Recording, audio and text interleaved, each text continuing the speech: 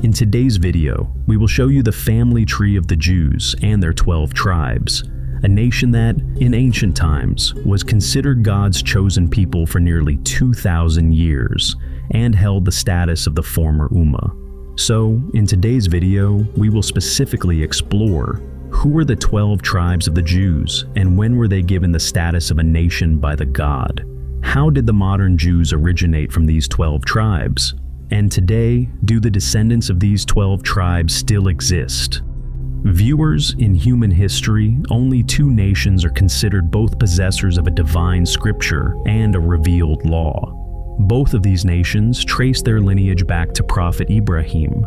From his son, Prophet Ishaq's descendants come the children of Israel, one of the oldest nations in the world, upon whom God bestowed countless blessings. Similarly, the present-day Muslim nation, the Ummah of Prophet Muhammad, traces its lineage back to Prophet Ibrahim through his other son, Prophet Ismail. Therefore, when we talk about the 12 tribes of Israel, their origin begins with Ishaq's son, Yaqub, who was also known by the title Israel. Because of this title, his entire descendants came to be known as the children of Israel. Prophet Yakub is mentioned in the Quran a total of 16 times. Like his forefathers, he preached the message of oneness of God, and it is said that during his lifetime, the children of Israel worshipped God alone. As for his children, Islam, Judaism, and Christianity all mention that he had 12 sons, who are regarded as the forefathers of the 12 tribes of Israel. They lived alongside their father, Prophet Yaqub, in the land of Palestine, also known as Canaan. According to Jewish belief, these 12 sons were followers of Judaism. However, according to Islamic teachings, they adhered to the faith of Prophet Ibrahim, the pure belief in the oneness of God. Among Prophet Yaqub's 12 sons, the most prominent was Prophet Yusuf. Out of jealousy, his brothers threw him into a deep well. This entire story is beautifully narrated in the Quran in Surah Yusuf. So, let's talk about Prophet Yaqub's 12 sons and their tribes one by one. His eldest son was Reuben, who is considered the forefather of the tribe of Reuben among the children of Israel. Although Reuben was involved in the conspiracy against Prophet Yusuf, he was the one who advised his brothers not to kill Yusuf and, in a way, tried to save his life. Prophet Yaqub's second son was Simeon, who is considered the forefather of the tribe of Simeon. According to the Bible, Simeon was the most short-tempered among the brothers and was at the forefront of the jealousy against Yusuf. This is why he was the one who suggested killing Yusuf. In some accounts, it is also mentioned that Simeon was the one who personally threw Yusuf into the well. Prophet Yaqub's third son was Levi, who was considered the forefather of the tribe of Levi. The most special thing about Levi was that many prophets came from his lineage, most notably Prophet Musa and Prophet Harun. Besides them, other prophets such as Prophet Ilyas, Prophet Al-Yasa, Prophet Zachariah, and Prophet Yahya were also believed to be from the descendants of Levi. Prophet Yaqub's fourth son was Judah, or Yehuda, who is considered the forefather of the tribe of Judah. The present-day Jews are called Yehudi after his name, and according to some historians, most of the Jewish families living today trace their lineage back to him. So, from this we understand that all 12 brothers and their descendants are called the children of Israel, but only the descendants of Judah are specifically called Jews. Alongside this, many prophets came from the lineage of Judah, including Prophet Dawood, Prophet Suleiman, and the last prophet of Israel, Prophet Isa, Jesus. After them, the fifth son of Prophet Yaqub was Ishkar, the ancestor of the tribe of Ishkar. The sixth son was Zebulun, ancestor of the tribe of Zebulun. The seventh son was Dan, ancestor of the tribe of Dan. The eighth son was Naphtali, ancestor of the tribe of Naphtali. The ninth son was Gad, ancestor of the tribe of Gad. And the 10th son was Asher, ancestor of the tribe of Asher. Among all of Prophet Yaqub's sons, The two most important were Prophet Yusuf and Benjamin, who were the ancestors of the tribe of Joseph and the tribe of Benjamin, respectively. Since Prophet Yusuf was part of the Egyptian government, he was settled in Egypt, while his other brothers lived with their father in Palestine. Due to widespread drought and famine in Palestine, Prophet Yaqub, along with his remaining sons, went to join Prophet Yusuf in Egypt. There, these 12 families prospered greatly, and their numbers increased significantly. In a short time, they became known as the 12 tribes, which became a serious concern for the local population because these 12 families started controlling almost every aspect of life in Egypt. Therefore, after the passing of Prophet Yusuf, the pharaohs of Egypt enslaved the entire children of Israel.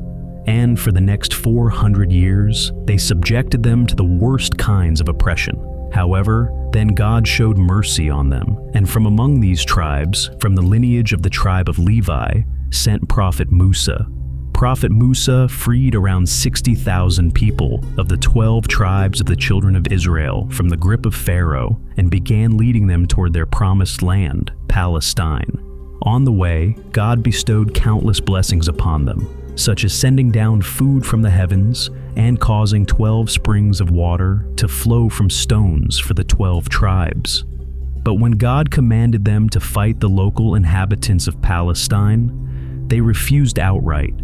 As a consequence, they wandered in the Egyptian desert of Sinai for nearly 40 years. During this time, God revealed the Torah to Prophet Musa, and the 12 tribes of the Israel were recognized as a single nation. After Prophet Musa, his successor Prophet Joshua successfully led the children of Israel into Palestine. They defeated the local inhabitants and established their first Israeli kingdom there. As it can be seen on the map that the 12 tribes of Israel each settled in their own specific territories, establishing distinct regions across the land. Present-day Jews consider this first kingdom of Israel as a Jewish kingdom, and based on this belief, they claim the entire land of Palestine as their rightful inheritance. The most important king to rule over this kingdom was Prophet Dawood, who belonged to the tribe of Judah. He was both a prophet and a king sent to the children of Israel. Prophet Dawood is mentioned in the Quran 16 times, and it was to him that God revealed the second heavenly book, the Zabur, Psalms. After Prophet Dawood, the next king of the Israelite kingdom was his son, Prophet Suleiman, who, like his father, was both a prophet and a king. Not only did he rule over the children of Israel, but he also ruled over the angels. According to Islamic traditions, Prophet Suleiman began the construction of Al-Aqsa Mosque, the holy sanctuary, in Jerusalem, which was the capital of the Israelite kingdom. It is said that under his command, the angels would bring stones from distant places and pearls from the sea to aid in the construction. However, the Jewish narrative differs on this point. They believe that Prophet Suleiman did not build a mosque, but rather constructed a temple, which they call the First Temple. This is one of the reasons why, in the present day, some Jewish groups seek to demolish this mosque and rebuild their temple on the same site.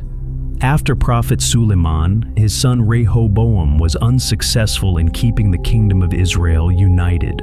During his reign, internal conflicts and civil wars broke out among the Israelite tribes, which eventually led to the division of the kingdom into two parts. As you can see on the screen, the 10 northern tribes of Bani Israel established the kingdom of Israel in the north, while in the south, only two tribes, the tribe of Judah and the tribe of Benjamin, formed their own state, known as the Kingdom of Judah. The city of Jerusalem became part of this southern kingdom of Judah. This division was exploited by neighboring empires. One such power was the Assyrian Empire, which at that time was a major superpower. The Assyrians attacked the northern kingdom of Israel, completely destroying it and forcing the 10 northern tribes into exile. From that time until today, the fate of these 10 lost tribes of Israel remains unknown. However, among the Jewish community, there is still a strong belief that one day these lost tribes will return. According to historians, these 10 lost tribes are believed to have settled in various parts of the world, blending so deeply into local cultures that it has become nearly impossible to trace their identity. After thousands of years, even these people themselves are unaware that they might be descended from the tribes of Israel. A similar theory exists regarding some of the Pashtun tribes living in the Indian subcontinent.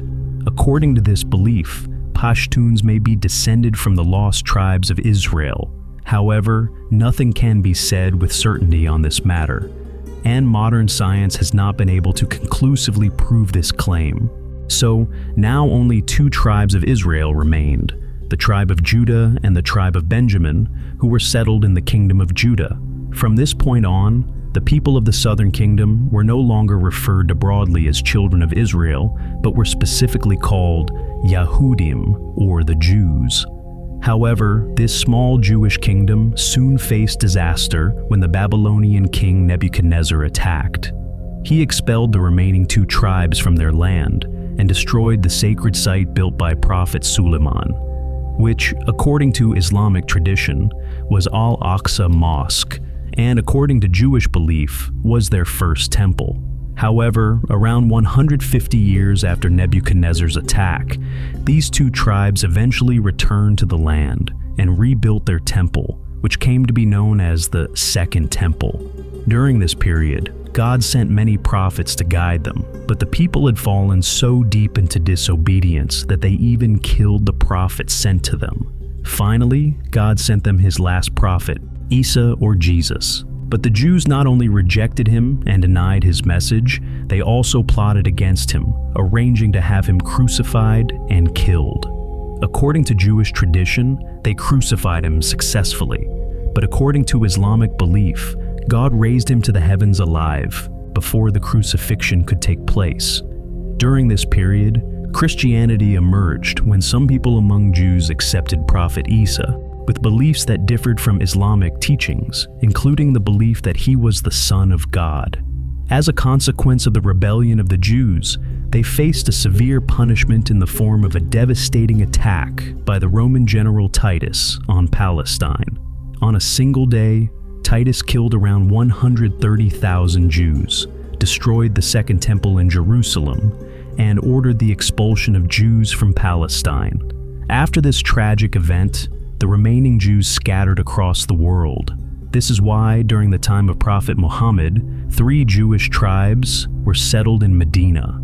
After the birth of Prophet Muhammad, children of Israel were relieved of the status of being the chosen nation, and this honor was bestowed upon a new community, the followers of Prophet Muhammad. This is why the Jews consider the Muslim community their greatest adversary, as for nearly 2,000 years, all prophets were sent among them, along with 3 revealed heavenly scriptures. However, this status had now passed to the Arabs, the descendants of Prophet Ismail. Please don't forget to subscribe to our channel and share your thoughts in the comments. Thank you so much for watching.